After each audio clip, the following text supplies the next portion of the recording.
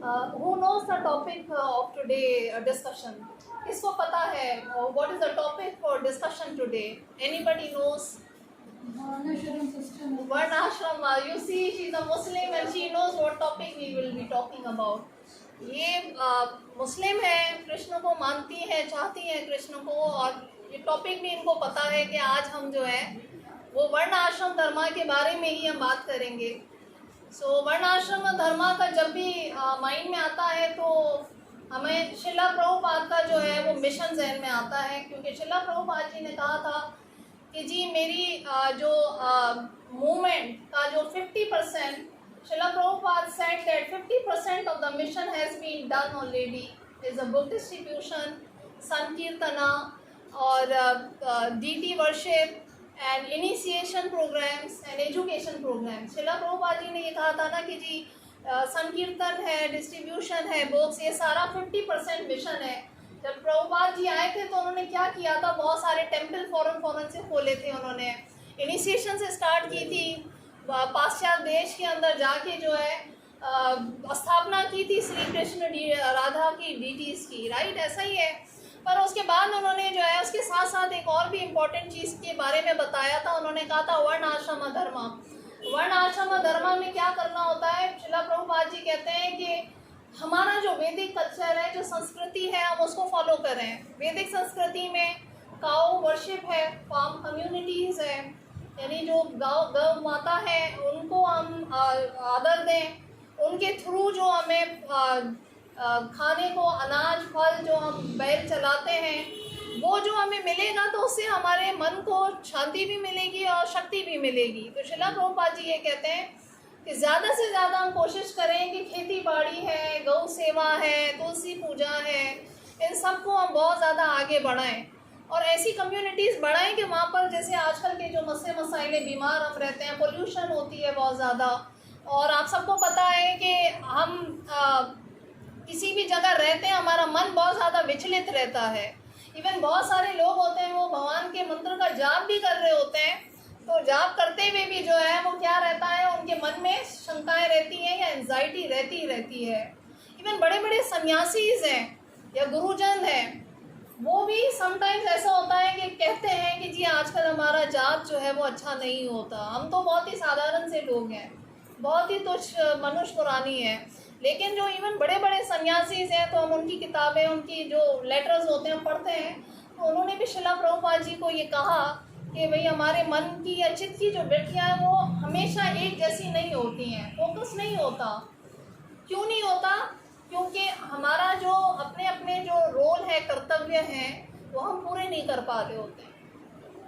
देखिए शिला प्रभुपाद जी ने एक बहुत इम्पोर्टेंट बात कही, उन्होंने कहा कि इनिशिएशन अगर हमने दीक्षा ले ली है तो उससे सारी परफेक्शन हमें नहीं मिल सकेगी। उसका मतलब ये नहीं हुआ कि हम बहुत परफेक्ट हो गए अगर हमने दीक्षा ले ली है। दीक्षा लेने के साथ साथ आपका जो मन है वो शांत होना चाहिए। अब मेरी एक जो है ना वो गॉड सिस्टर है, तो उन्होंने एक दफ़ा मुझे लंदन से जो है वो मैसेज किया। हर नेम इज़ एना। सो एना ने मुझे ये बताया कि जी उसका दिमाग की ये सिचुएशन थी कि वो दिन में एक डायरी लिखती थी, और डायरी में पता है क्या लिखती थी? डायरी में ये लिखती थी कि मैंने कितनी दफ़ा आईने को आज देखा और कितनी दफ़ा मेरा मन बहुत खुश था और फेस बहुत अच्छा लग रहा था। वो डायरी में रोज़, वहाँ पर वेस्ट के अंदर पाश्चात्य देश में क्या करते हैं लोग, अपने आप को जो है खुश देखने के लिए, करने के लिए हर मुमकिन कोशिश करते हैं। तो वो डायरी लिखती थी रोज़ाना, तो कहने लगी कि यार जिस दिन जो है ना मेरे ऐसे यानी टिक मार्क आते थे कि आज तो मेरे बहुत ज़्यादा टिक मार्क है, मेरा फेस बहुत अच्छा था, मैं डिप्रेशन में नहीं थी, मुझे कोई भाव ख़राब नहीं आ रहा था, तो वो दिन मुझे लगता था कि बहुत अच्छी बात है। लेकिन कोई ऐसा दिन नहीं था जिस दिन मुझे ऐसा लगे कि मुझे कोई आनंद फील हो रहा है या मुझे कोई शांति मिल रही है, मुझे वो नहीं फील होता था। तो कहने लगी मेरी फ्रेंड ने मुझे बताया कि अच्छा जो है ना आंखें बंद करके और आलती पालती बांध के, और जो गौतम बुद्धा है वो ओम का जाप वगैरह बताते हैं ना, बुद्धिस्ट की जो पॉलिसी है। गौतम बुद्धा को कितने लोग जानते हैं? Raise your hand. सब सुना है ना।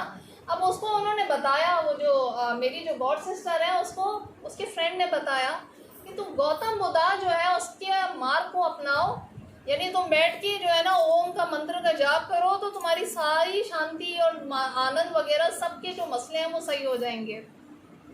उसने वो भी करना शुरू कर दिया, उसने आंखें बंद करके और ओम का ध्यान करना शुरू कर दिया। क्या लेकिन उसको शांति मिली होगी? आप लोग समझते हैं? क्या समझते हैं? गौतम बुद्ध की जो फिलॉसफी है उसमें क्या चीज़ की कमी है जो उसको फील हुई? उसने कहा मुझे ओम की जाप से शांति तो मिल रही थी, मेरा माइंड सुकून में तो आ रहा था, लेकिन मुझे खुशी नहीं महसूस हो रही थी, मुझे आनंद नहीं फील हो रहा था। अब वो कैसे फील होता है? उसने फिर यूट्यूब के ऊपर वो गई और यूट्यूब के ऊपर लिखा कि हैप्पीनेस इन द मंत्रा, तो वहीं पर हरे कृष्ण महामंत्र का जो है वो यूट्यूब खोल लिया। अब जैसे ही उसने हरे कृष्ण महामंत्र सुना और जाप किया, कहने लगी कि मेरा बस दिल खींचता चला गया कृष्ण की तरफ। And what is the meaning of Krishna? What is the meaning? All attractive, है ना? All attractive, attraction. सो उसको इतना मन उसका अट्रैक्ट हुआ कृष्ण की तरफ कि उसके बाद कोई 3-4 साल हो गए वो पूरा फॉलो करती है, हरे कृष्ण महामंत्र जाप करती है और यही फॉलो करती है। कहती है मैं तो भटक रही थी टोटली, पता नहीं क्या क्या साधन कर रही थी, पर मुझे खुशी, आनंद, शांति वो सब कुछ हरे कृष्ण महामंत्र में मुझे मिली। तो आइए हम जाप करें, हरे कृष्णा कृष्णा कृष्णा हरे हरे, हरे राम राम राम हरे हरे। चैतन्य महाप्रभु जी की ये इंस्ट्रक्शंस है। महाप्रभु जी ने कहा है, बहुत बहुत सुंदर बात कही उन्होंने, कहा जो भी ये हरे कृष्ण महामंत्र जाप करता रहता है वो परफेक्ट वैष्णवा है।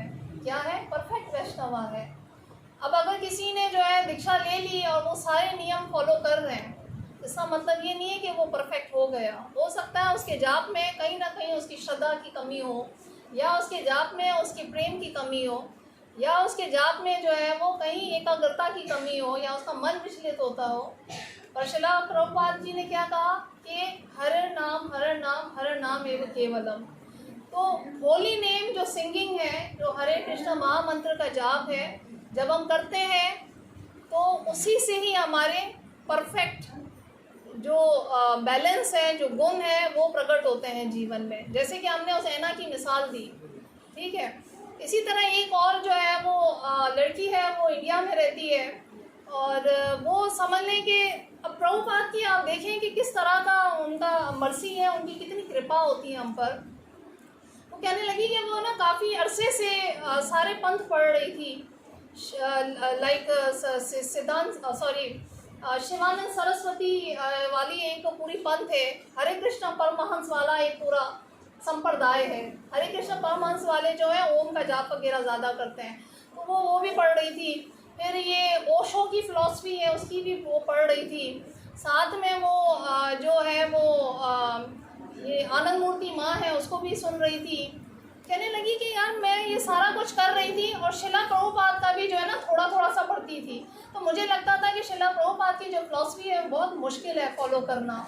यानी हमारा जो एरा जो है, इस तरह का जो कलयुग चल रहा है, तो उसमें मुझसे माला प्रॉपर नहीं हो पा रही है, या प्रभुपाद जी जो है ना वो उसकी तरफ अट्रैक्शन तो मुझे फील होती थी लेकिन ज़्यादा नहीं फील होती थी। उसने कहा कि मैंने सिर्फ हरे कृष्ण महामंत्र का जाप करना शुरू किया और 40 दिन 50 दिन तक तो कहने लगी मैं बिल्कुल कंटिन्यूस रोज़ाना प्रभात पहले जो है सुबह में 3 बजे 4 बजे से उठ के और अपना ख़त्म करती थी महामंत्र जाप, और फिर मेरी रूटीन पूरी शुरू होती थी। कहने लगी शिला प्रभुपाद का ऐसा कुछ उनको अनुभव हुआ है, ऐसी उनकी मर्सी मिली है कि क्या कहती है वो, कहती है शिला प्रभुपाद जी जो है उसके अलावा कोई पूर्ण आचार्य ही नहीं है। और मैं भटक रही थी सारी चीज़ों के अंदर। मैंने तो तुम्हें क्या क्या अच्छी बातें फील हुई, तुम तो बहुत सारे और भी धर्मों को सुन रही थी, पढ़ रही थी। कहने लगी नंबर 1 जो शिला प्रभुपाद जी ने जो हमें ज्ञान दिया है वो एक एक्यूरेट ज्ञान दिया है, सेम दिया है। पूरे कहीं भी आप विश्व में चले जाएं तो सारे जितने भी सेंटर्स हैं वहाँ पर मंगला आरती सेम तरीके से होती है, ज्ञान कृष्ण का सेम तरीके से होता है, वहाँ पर जितने भी ऑफरिंग्स हैं सब सेम तरीके से होती हैं, सेम डेज पर हो रही होती हैं, सेम टाइम पर होती है। मंगला आरती का मॉर्निंग टाइम में होती है, संध्या आरती का शाम का टाइम है, गौरा आरती का सब कुछ होता है। तो कहने लगी कि इतना स्ट्रॉन्ग कोई जो है वो टीचिंग आज तक किसी आचार्य ने नहीं दी है। कि पूरी दुनिया में उसको एक जगह नहीं, हर जगह पर एक टाइम पे फॉलो किया जाए। उनकी फ़िलॉसफी बहुत स्ट्रॉन्ग है शिला प्रभुपाद की, कि पूरी दुनिया के लोग इसको फॉलो कर रहे हैं। और दूसरी चीज़ क्या है, शिला प्रभुपाद जी की जिसे कहते हैं कि ऑथेंटिसिटी है, वो उनकी किताबों में ऐसा लगता है कि उनके जितने भी डिसाइपल्स हैं, उन्होंने जितना शिला प्रभुपाद की जो बुक्स वितरण की हैं पूरी दुनिया में, और जितना उस ज्ञान को, प्रचार को फैलाया है, उसमें उनकी प्रेजेंस हमेशा रही है इस दुनिया में। बाकी जितने भी आचार्य हैं, आप लोगों ने शायद विवेकानंद स्वामी का भी सुना होगा, बहुत सारे ऐसे हैं हिंदू धर्म को जो फॉलो करते हैं और आगे भी बढ़ाते हैं। तो प्रभुपाद का नाम देखें आप, इतने 1977 में वो यहाँ से धरती से वापसी गए हैं, उसके बाद भी आज भी वो जुनून, वो जज्बा जो है बढ़ता जा रहा है शिला प्रभुपाद जी के लिए। तो वो कहने लगी कि यार शिला प्रभुपाद जी का जो प्रेजेंस है वो बहुत स्ट्रांगली फॉलो होता है। इवन आप किसी दिन आप भवन में आएँ और किसी दिन आप इवन अपने घर में सेवा करते हैं, आप सोचें कि प्रभुपाद जी जो है आज गुरु आरती मुझे मिले, मैं करूं। कोई ऐसा साधन हो जाएगा कि आपको खुद ही राम सखा प्रभु बुलाएंगे या खुद ही आपको जो है ना वो कहेंगे आरती करें। एक दिन हमारे मन में ऐसे था कि हम जो है ना वो आके शिला प्रभुपाद जी के लिए जो है वो एक हार की माला अर्पण कर रहे हैं। एक दिन ऐसी हमारे माइंड में था, हम आए यहाँ पर, ये सेवा भी करनी चाहिए, ये बहुत बड़ी सेवा है ये। तो आशा माता जी ने मुझे खुद ही कह दिया कि आप आके बनाएं, माला बनाएं शिला प्रभुपाद जी के लिए। तो यू सी इनकी प्रेजेंस कितनी स्ट्रॉन्ग है शिला प्रभुपाद जी की, बहुत ज़्यादा जिसे कहते हैं ना कि ऑथेंटिक, क्रेडिबल एंड वैलिडेटेड है। आज का जो टॉपिक है वर्णाश्रम धर्म, तो हम आपको ये बताना चाह रहे थे कि शिला प्रभुपाद जी की जो फिलॉसफी है उसको हम कहते हैं वेदांता फिलॉसफी। वेदांता फिलॉसफी में हर किसी की रोल्स, रिस्पॉन्सिबिलिटीज़ बताई गई हैं। वेदांता फिलॉसफी वो फिलॉसफी नहीं है कि जहाँ पर एक मनुष्य जो है और एक इंसान बराबर हो जाएं। बाकी जितनी भी आप जगहों पे देखें तो कोई उसूल नहीं है, कोई रोल्स डेजिग्नेशंस नहीं है, किसी को पता ही नहीं है कि स्त्री का क्या रोल है, पुरुष का क्या रोल है, या युवक का क्या रोल बनता है, ब्रह्मचारी का क्या रोल है, आप जब गृहस्थ आश्रम में चले गए तो क्या रोल है, वानप्रस्थ में क्या रोल है, ये लोगों को पता नहीं होता। अभी अमोघ लीला प्रभु की एक वीडियो बहुत वायरल हुई थी, किसी को पता है कौन सी वीडियो आजकल बहुत वायरल हो रही थी? उन्होंने बाकायदा से एग्जाम्पल्स दिए हैं कि ये जो पूरा वातावरण विश्व में फैला हुआ है वो आजकल किस चीज़ का है, कैट्स एंड डॉग वाला है। किसी को याद है वो वाली वीडियो अमोघ लीला प्रभु की? और उनसे सवाल किया गया कि भाई आजकल ये तो अच्छा है ना कि हम अपने मनमाने ढंग से और अपने मनमाने तरीके से जी बताएं। हाँ, तो उन्होंने ये कहा, उनसे सवाल इंटरव्यूअर ने पूछा, कहा कि भाई ये फीमेल्स जो है वो क्यों अपना जो है टाइम अपनी मर्जी से जाएं और गुजारें और कहीं पर भी कितने भी महीने रहें और कुछ भी करें, उनकी मर्जी है, 3 महीने 6 महीने, शादी से पहले भी जो भी करना चाहें वो करें। तो उस पर जो अमोघ लीला प्रभु जी ने कहा, वो उनका जवाब क्या था? उन्होंने कहा देखें, ये वाली चीज़ में आप कहते हो कि इंडिपेंडेंस है, फीमेल को एक आपने स्वतंत्रता दे दी, फीमेल को आपने सारे अधिकार दे दिए कि ठीक है तेरे को जो दिन में आता है तू कर, तेरा ये अधिकार है, हम सबके इक्वल राइट्स हैं, हमने ये बात कर दी। लेकिन आप मुझे ये बताएं कि ये वाला जो माहौल होगा, अमोघ लीला प्रभु ने क्या कहा कि ये जो फीमेल होगी वो एक घर से दूसरे हस्बैंड को चेंज करेगी, तीसरी जगह फिर भटकेगी, फिर चौथी जगह, तो ये सब क्या, ये कैट्स एंड डॉग वाला माहौल है। ये वेदांता फिलॉसफी नहीं है। वेदांता फिलॉसफी में हमें बताया जाता है कि हाउस होल्डर की जिम्मेदारी क्या है। कदम्बा मुनि का नाम किसने सुना है? कदम्बा मुनि, श्रीमद् भागवतम हम पढ़ते हैं तो वहाँ पर जिक्र आता है मुनि का, कदम्बा मुनि। कदम्बा मुनि जो है वो देवहूति के हस्बैंड होते हैं, कदम मुनि, एग्जैक्टली कदम मुनि, या मैं इंग्लिश में पढ़ा है तो वो कदम्बा मुनि आ रहा है। तो उनकी वाइफ होती हैं, एंड उनके जो बेटे होते हैं उनका नाम किसी को पता है क्या होता है? कपिल मुनि होते हैं ना उनके जो बेटे होते हैं। अब आप कितनी इम्पोर्टेंट शिक्षा यहाँ पर देख सकते हैं कि कदम्बा मुनि जो है वो बहुत हाईएस्ट प्लेटफॉर्म पर होते हैं, सेवा करते हैं, साधना करते हैं, तपस्या करते हैं। बल्कि यहाँ तक हमने पढ़ा कि उनकी जब वाइफ आती है तो she was a princess and queen, तो आते ही जो है उनको बड़ी मुश्किल होती है, वो जब जपा करती हैं तो उनका शरीर सूख जाता है, उनको अंदाज़ा ही नहीं होता कि कैसे अपने आप को बैलेंस करना है सेवा में भगवान की। तो वो फिर उनको टीच करते हैं, गाइड करते हैं, और फिर दोनों सेवा तपस्या करते हैं। तो फिर प्रगट उनके पास कौन होते हैं? कपिल देव, कपिल भगवान जो है, लॉर्ड कपिला का जो है वहाँ पर उनका आगमन होता है, दर्शन होता है उनको, उनके ऐसे बेटे जो है वो आते हैं। द इम्पॉर्टेंट थिंग इज़ कि इवन कपिल मुनि या कपिल भगवान जो है उनके पास प्रकट होते हैं, तो भी जो कदम मुनि है वो एक एक शास्त्रों की बात पर अमल करते हैं। वो शास्त्र पढ़ते हैं, वो बताते हैं हर चीज़ कि ऐसे फॉलो करना है, ब्रह्मचारी रह के हमें एजुकेशन लेनी है, हमें अपनी इंद्रियों को संयम करना है, गृहस्थ आश्रम में रह के हमें 2 काम करने में क्या करना है? साधु सेवा करनी है और हरि नाम जप कीर्तन करना है। अब उसमें मेन चीज़ ये कि आप प्रसाद वगैरह का ज़्यादा वितरण करें जब हम गृहस्थ आश्रम में हैं। तो कदम मुनि ने जितनी भी शिक्षाएँ लिखी हैं, बताई, उसमें हर किसी का बताया। इसी तरह वानप्रस्थ में हम चले गए, तो वानप्रस्थ में क्या होता है? तपस्या आप ज़्यादा करते हैं, उसमें फ़िलॉसफी या ज्ञान जो है ज़्यादा पढ़ रहे होते हैं। और इसी तरह से संन्यास आश्रम में क्या होता है? नॉन वायोलेंस, अहिंसा का आप फॉलो करते हैं। संन्यास का मतलब ये होता है कि किसी ने संन्यास ले लिया तो आप उसको, हर किसी को पंडिता समदर्शना, हर किसी को एक नज़र से देखता है। दैट इज़ व्हाट संन्यास इज। तो हालांकि भगवान उनके पास जो है वो जन्म लेते हैं उनके घर में, कदम मुनि के घर में, पर still he focuses and he teaches us के वेदास को आप फॉलो करें, जो भगवत गीता का ज्ञान है, जो हमारी कल्चर है, उसको फॉलो करें।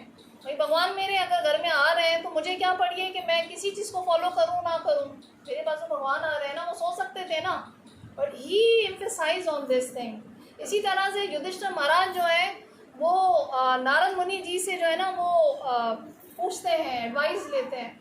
वो कहते हैं कि नारद मुनि जी, मुझे एक कोई ऐसा साधन बताए कि जिससे मुझे ये फील हो कि मैं जीवन में सफलता हासिल कर सकता हूँ। तो वो साधन क्या बताया था?